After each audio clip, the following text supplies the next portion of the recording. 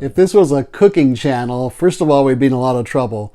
But secondly, I would say for today, we're going to take some Gothic horror, sprinkle in a little giallo, throw in a teaspoon of voyeurism, add a dash of sexual repression, bake for 105 minutes, and you'd have today's film. This is the Kazdoy Closet. I'm Kazdoy. That's my closet full of all the stuff that I love. And today, Spain's first major horror film production. Let's check it out. Today's film is The House That Screamed from 1969. It's either 105 minutes or 94 minutes. We'll get to that later. It's in color. It's in Spanish with English subtitles or dubbed in English if you want to watch it that way. This takes place in 19th century France, where a young girl arrives at a remote boarding school for wayward girls, and we learn that the school is very strict and very regimented, and that several girls have recently gone missing. Now, about halfway through this film, I'm thinking to myself, where is this film going? We kind of assumed that the new girl, Teresa, would be the main character in here, and that we as the audience would identify with her, and we'd learn more about the school as the film went on and as she learns more. But that's really not the case. What we do learn is that a lot of stuff's going on at this school that she doesn't know about at all. Many things are not quite right here.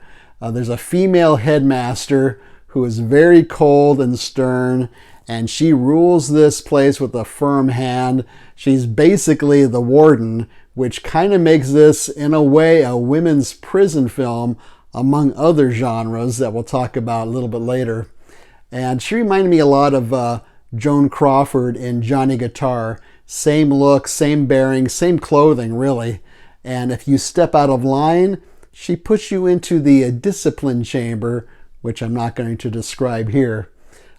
She also has moments of repressed lesbianism, especially during a communal shower scene, and possibly an incestuous relationship with her young son, who also lives there. She's constantly telling this young boy, stay away from these girls. They're all thieves or prostitutes, and nobody's going to love you like your mother loves you. She even kisses him in an almost romantic way.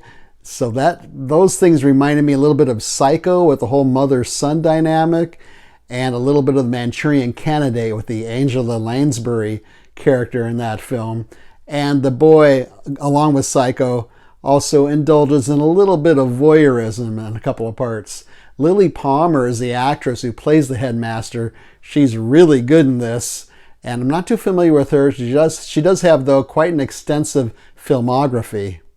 Now, as this film progresses, and I really want to avoid any spoilers or surprises here, we learn more and more about the girls' routine, which, like I said, is heavily regimented. What time they go to bed, how they eat their meals together, they say prayers together, their clothing, their classes. A guy delivers firewood every 3 weeks to this place, and the girls sort of each take their turn with him, which is really weird. And there's a certain pecking order to these girls and secret meetings going on. Again, I'm trying to be a little bit vague here. 5 girls, like I said, have escaped in the last 3 months, though they don't say much about that. So part of the time I'm thinking, what happened to those girls that escaped? Why isn't anybody talking about that? But it does make sense at the end. And this film really holds your interest, builds good suspense, creates a really interesting atmosphere throughout. It reminded me of a lot of other films as I was watching this, most notably Suspiria, which was actually made like 9 years later, but that's the one I kept thinking of. Suspiria, far more horror in that film, and Suspiria is a better film, really. But it also reminded me a little bit of Hitchcock's Rebecca, and then it reminded me of various genres too, like giallo, as far as some of these sexual themes and something else that goes on that I don't want to mention.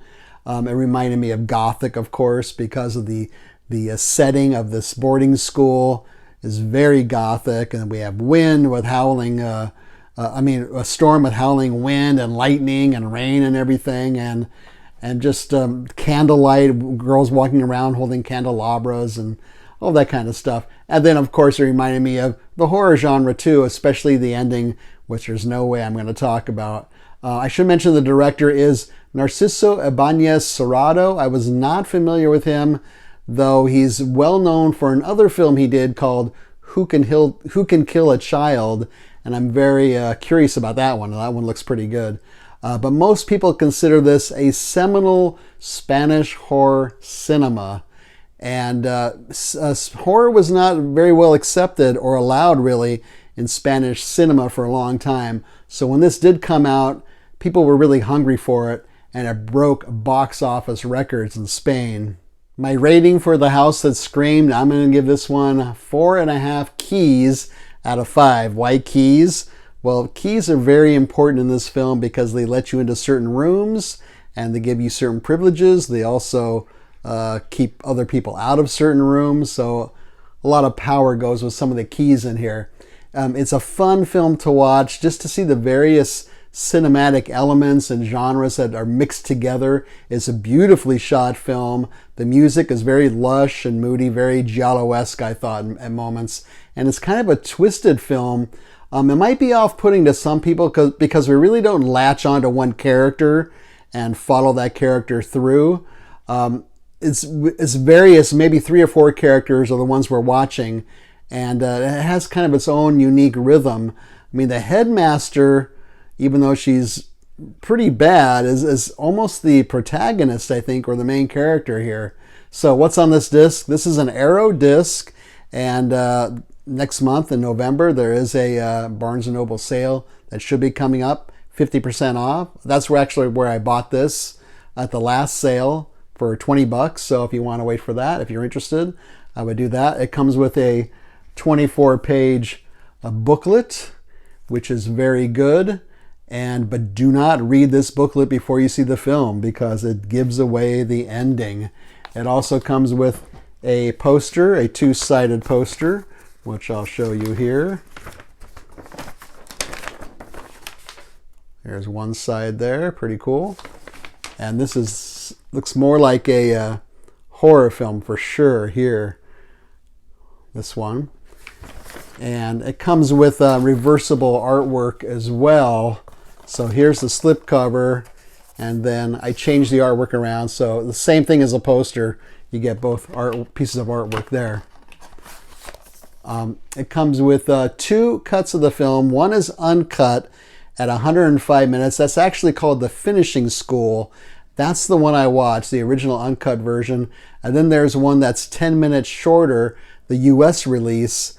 And I'm guessing that they cut it shorter for US release so it would fit on a double bill in a drive-in theater, 90 minutes. So that's my guess. I didn't watch that one. There's an audio commentary, which I did not listen to. There is, like I mentioned, you can watch it dubbed in English if you want to. I think they might have even filmed one version of it in English. I'm not sure. There are several features, extra features, interviews with an actor, with the director's son, with a writer, and with a film scholar. Those run anywhere between, I would say, 9 and 25 minutes. Where can you see The House That Screamed?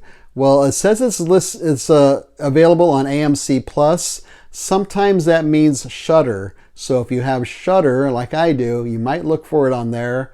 It's on Tubi. You can rent it. You can buy it, like I said. And it's also on YouTube for free. I don't know what the quality is, though. So feel free to leave a comment or suggestion down below here. I would like to thank the following people who've left comments on various episodes since our last episode. Those include Martin, James, Tina, Deleted Scenes, Michael Romeo Talks Books, Squabblebox, Toe Fungus, and Justice. Thank you for taking the time to leave a comment. And feel free to leave a thumbs up. Don't leave a thumbs down. Subscribe would be great. Share this with your friends and neighbors. Welcome to our newest subscribers since our last episode. Deleted Scenes, Michael Romeo Talks Books, John Snake, Brian, Brenda, and Felix. Thank you so much for subscribing. We're getting very close to our next goal of 675 subscribers. So feel free to join us. Subscribing is free. Also free is we are on the Letterboxd app under the Kazdoy Closet. There's a link down below in the show notes, and that's where we leave brief written reviews of other things we're watching. Most recently, Strays and Arena. So check those out. Otherwise, hope you like this episode. Thanks a lot for watching. See you next time.